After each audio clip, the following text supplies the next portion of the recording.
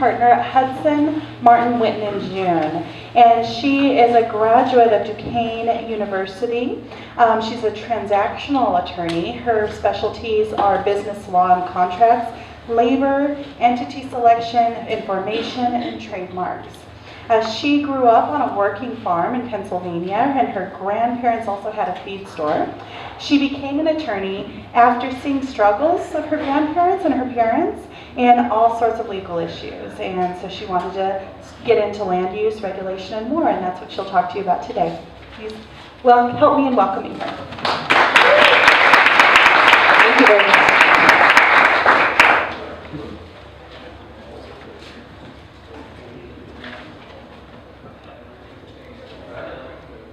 So first of all, I'd just like to say I see a lot of young people here, and something that I've sort of learned as life has moved on is that if you select a career in an industry where there's government regulation, you'll never be without a job. So actually, it's true. I mean, it's basically, there's always a need. Businesses will always need your advice and input as long as the laws are continually changing and there's compliance that you have to adhere to. So that being said, actually, one of the areas that agricultural-based companies, one of the areas that they seek consultation for with an attorney would be how are the laws changing and how do they affect me? Oftentimes there's an initial, conversation where they're complaining for, this is what happened last year, or, Prop 65, I got, dinged with this, or the labor laws have changed and it requires me to do that now. But what I always tell the businesses that we represent is that you can differentiate yourself and actually succeed as a business if you can empower yourself with the knowledge of these laws and think of ways that you can comply with them better and faster than your competitors. So that's something that I just wanted to also mention out of the gate. I know that you can have your opinion, like, oh, this is so burdensome for my business, or this is, how are we ever going to make it doing that? And I understand that because, like Abby was saying, I grew up on a working farm. My grandparents had laws that they had to comply with. They had eminent domain issues. They had all kinds of things that just came from nowhere, and you had to just sort of adjust and refocus and move forward the best way you could. So that all being said, I would say I was just going to list a couple of the issues that egg companies seek advice from. Government regulation being one of them. Definitely USDA compliance issues. Also labor law. Labor laws are constantly changing.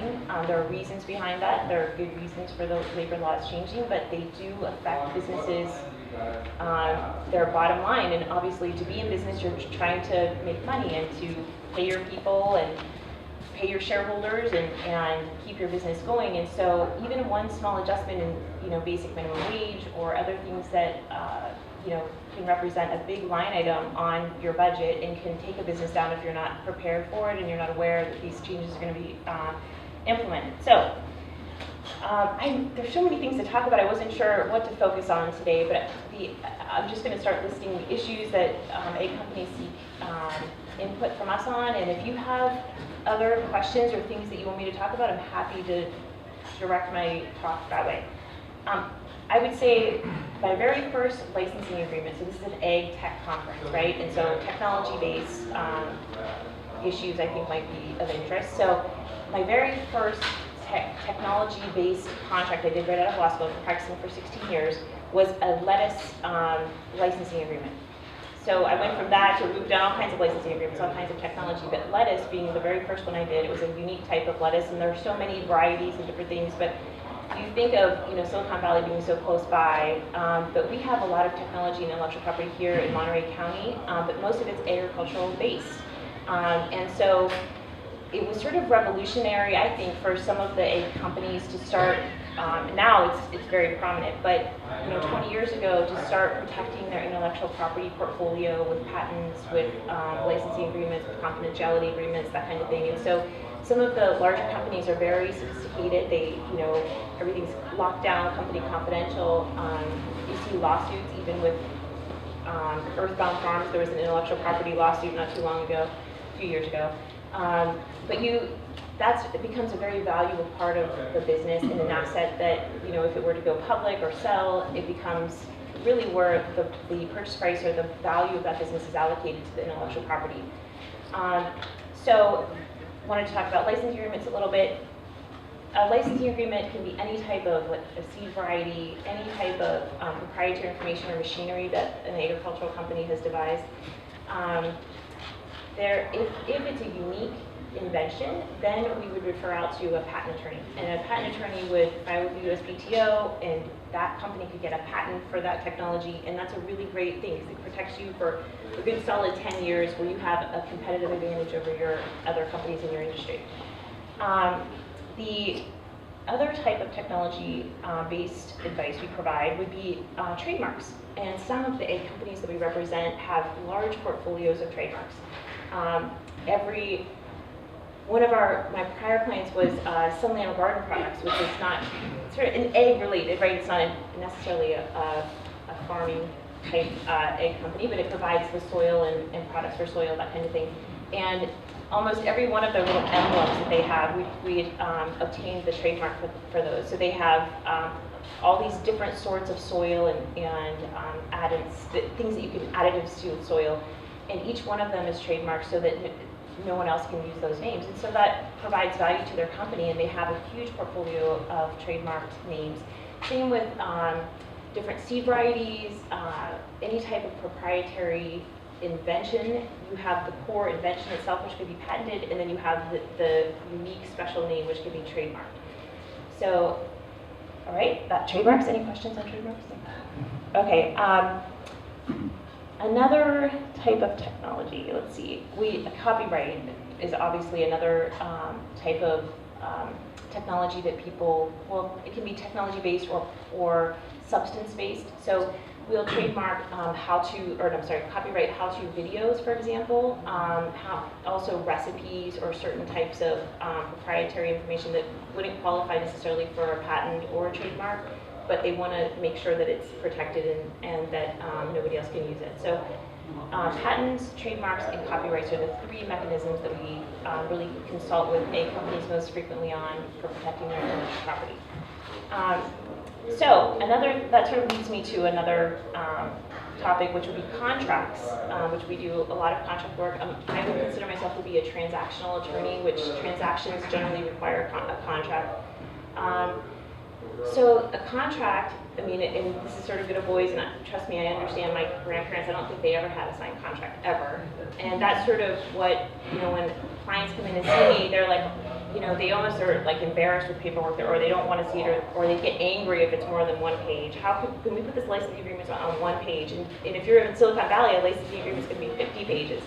So what we try to do to make things more amenable to our clients is we try to keep the contracts as short as possible. We try to get the core things that they need in there, but make it, so our clients will say, Jeannette, if I give them this contract, I want to do this deal, and if I give them this contract, they're going to walk away. So we try to, keep it poignant, but it's short and sweet, but it also gets the job done.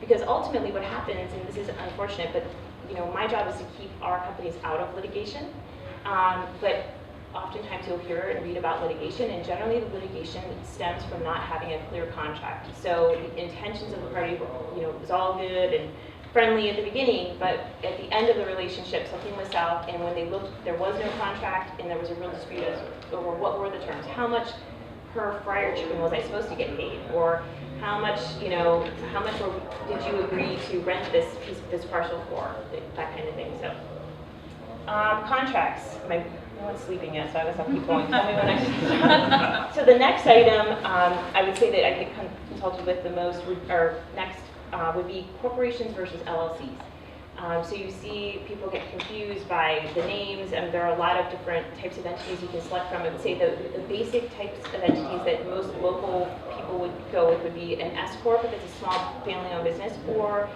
an LLC.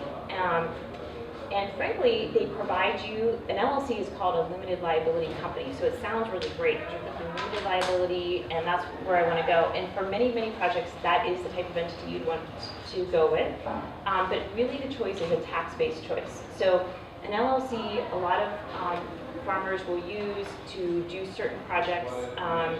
So for example, they're going to provide the land, somebody else providing labor, somebody else is providing different support for that project.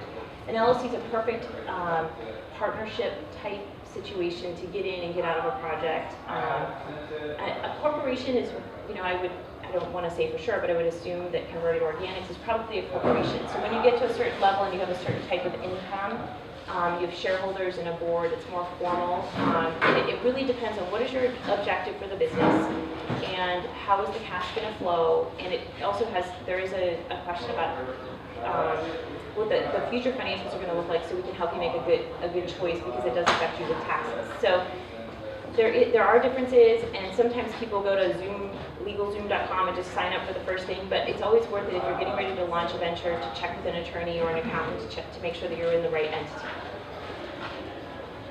Okay, and 1 minute.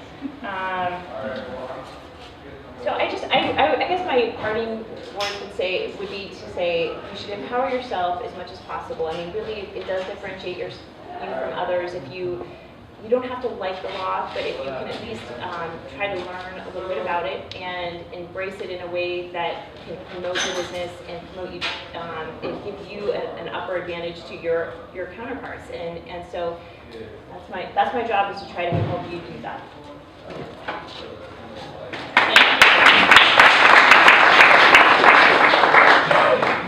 All right, and then finally on this panel, we have Norm Groot, and I have the pleasure of working with Norm quite a bit.